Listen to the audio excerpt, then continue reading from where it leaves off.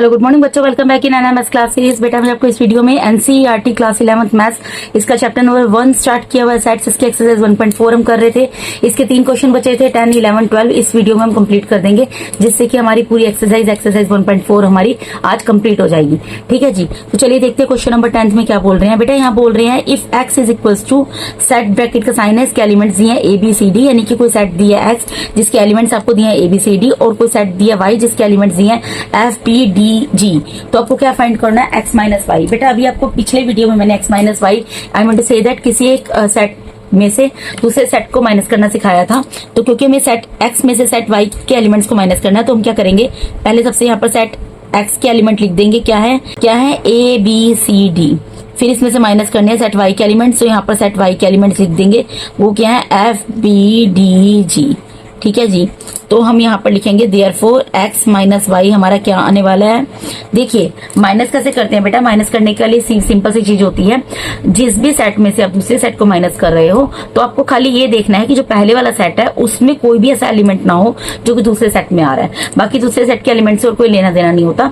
यानी कि पहले सेट के अंदर अगर कोई भी ऐसा एलिमेंट है जो कि दूसरे सेट में आ रहा है तो उसको हम नहीं लिखेंगे, और उसके अलावा पहले सेट के सारे एलिमेंट्स को हमें लिखकर दिखा देना है। जैसे कि यहाँ पर इसका जो पहला सेट है x, उसका पहला एलिमेंट क्या दिया a क्या हमारा सेट y में आ रहा है, उसका एलिमेंट नहीं है, तो यहाँ पर a लिख देंगे। ठीक है जी, फिर b, जो b एलिमेंट है हमारे सेट x का, क्या वो सेट y का भी एलिमेंट है? अगर है तो हम उसको कैंसिल कर देंगे, उसको नहीं लिखेंगे जैसा कि यहाँ पर है। फिर x एलिमेंट का तीसरा एलिमेंट c, क्या वो सेट y का भी एलिमेंट है? नहीं है, तो उसको हम यहाँ पर लिख देंगे। फिर उसके बाद सेट x का जो लास्ट एलिमेंट है d, क्या वो सेट y का भी एलिमेंट है? अगर है तो हम उसको कैंसिल कर देंगे, नहीं लिख देंगे। यानी कि हमारा आंसर यहाँ पर क्या आ गया इसका, x में से जब हमने y को माइनस किया, यानी कि सेट x जो दिया था उसमें से जब सेट y को माइनस किया तो हमें कौन सा सेट मिला, a और c। इसके एलिमेंट्स क्या मिले, a और c। ठीक है जी, अब उसके बाद नेक्स्ट पार्ट देख लेते हैं। अब अगर इसका उल्टा कर दे, हम y में से x को माइनस करें। ठीक है, y में से x को माइनस करेंगे तो क्या करना पड़ेगा, जिसमें से माइनस करें पहले ऑब्वियसली उस सेट को लिखना पड़ेगा। तो यहाँ पर क्या है FBDG, ये सेट y के एलिमेंट्स हैं, माइनस सेट x के एलिमेंट्स लिख देंगे, वो क्या है ABCD। ठीक है जी, तो हम देख लेंगे यहाँ पर y माइनस x करके क्या आ रहा है हमारा।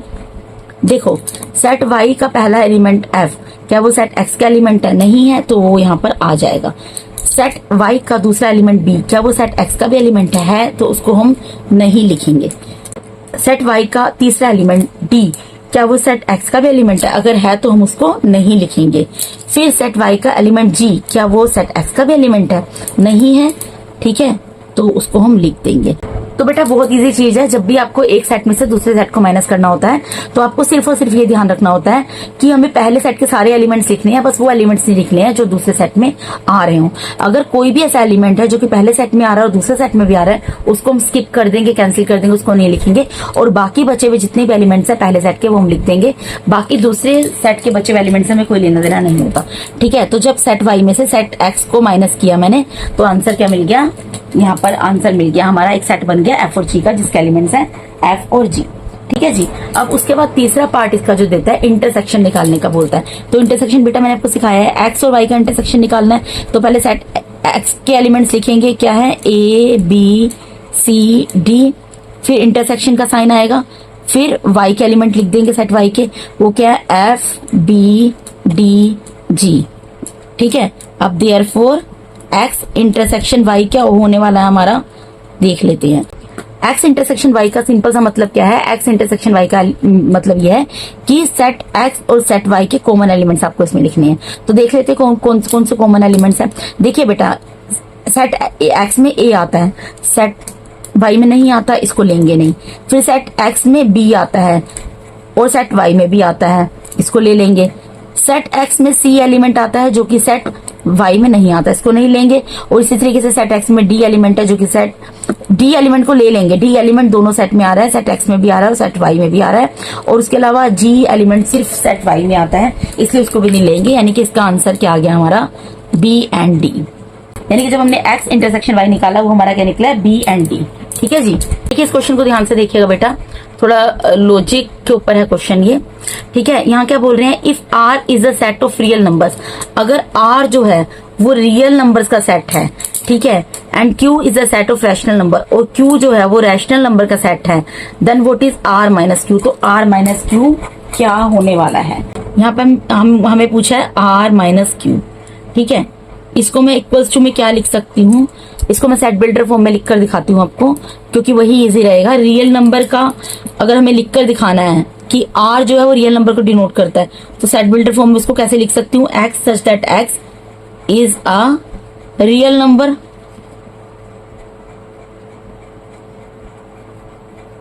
अगर मैं इसमें से सब्ट्रैक्ट करती हूँ क्यू को, क्यू किसका सेट है, रैशनल नंबर का, तो उसको सेट बिल्डर फॉर्म में कैसे लिखूंगी, x such that x is a rational number.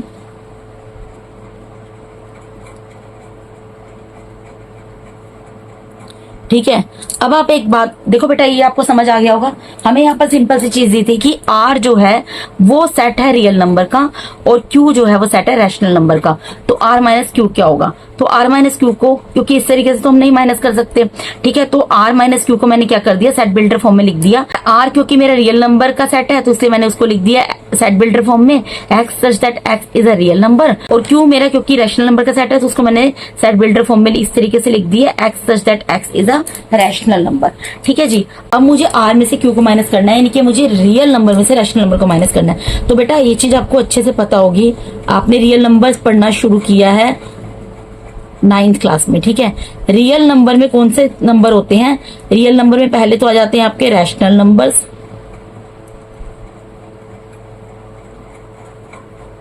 और दूसरे आ जाते हैं आपके इरेशनल नंबर्स।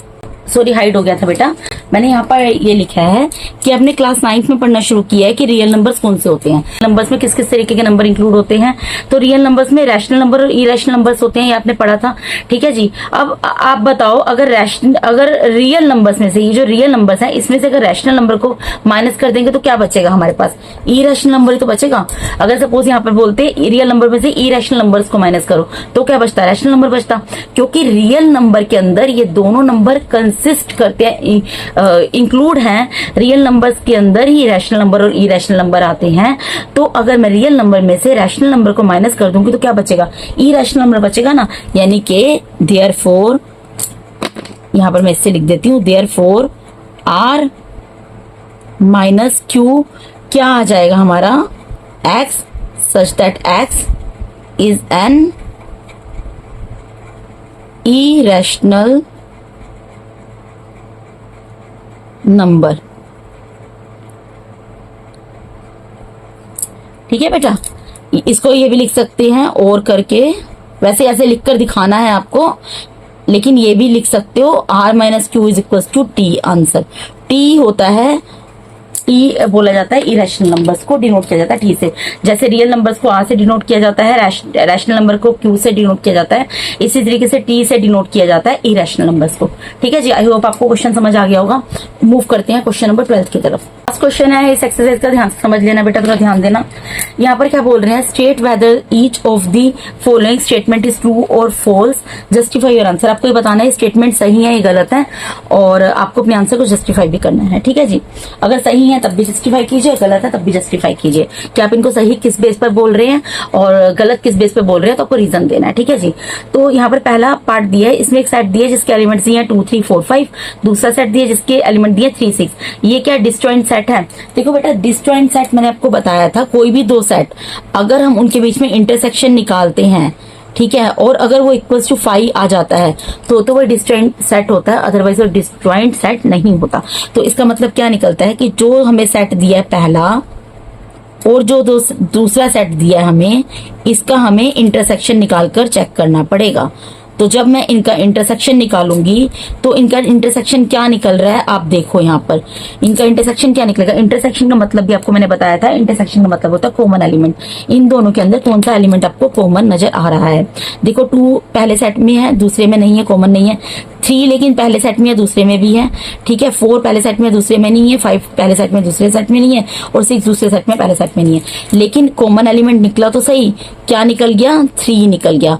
तो क्या ये इक्वल्स टू फाइव है? फाइव का मतलब तो एम्प्टी सेट होता है, ये नॉट इक्वल्स टू फाइव है, यानी कि ये डिसजॉइंट सेट नहीं है, ये डिसजॉइंट सेट नहीं है। लेकिन ये हमें क्या बोल रहे हैं कि ये डिसजॉइंट सेट है, तो ये स्टेटमेंट तो क्या हो गई इनकी, फॉल्स हो गई। तो फॉल्स लिखना है। अब फॉल्स हम क्यों लिख रहे हैं, हमें ये उसमें सोल्व करके यही वाला दिखाना है जो मैंने आपको दिखाया है। फॉल्स के आगे ये यहीं पे फॉल्स लिख देती, मैंने नीचे लिख दिया, ठीक है। फॉल्स के बाद आपको यही सोल्व करके दिखाना है कि फॉल्स क्यों है आंसर। जस्टिफाई कर दिया ना हमने कि फॉल्स क्यों बोल रहे हैं, क्योंकि डिस्जॉइंट सेट तो वो सेट होते हैं कि जिनके बीच में अगर हम इंटरसेक्शन निकालते हैं इक्वल्स टू 5 आता है। लेकिन हमने देखा जब हम इन दोनों सेट के बीच में इंटरसेक्शन निकाला तो इनका इंटरसेक्शन तो 5 के इक्वल नहीं आ रहा। इसका मतलब स्टेटमेंट हमारी जो ये बोल रहे हैं डिस्जॉइंट सेट है, ये डिस्जॉइंट सेट नहीं है, ये फॉल्स है, ठीक है जी। और इसका रीजन हमने यहाँ पर सोल्व करके इनको दिखा दिया।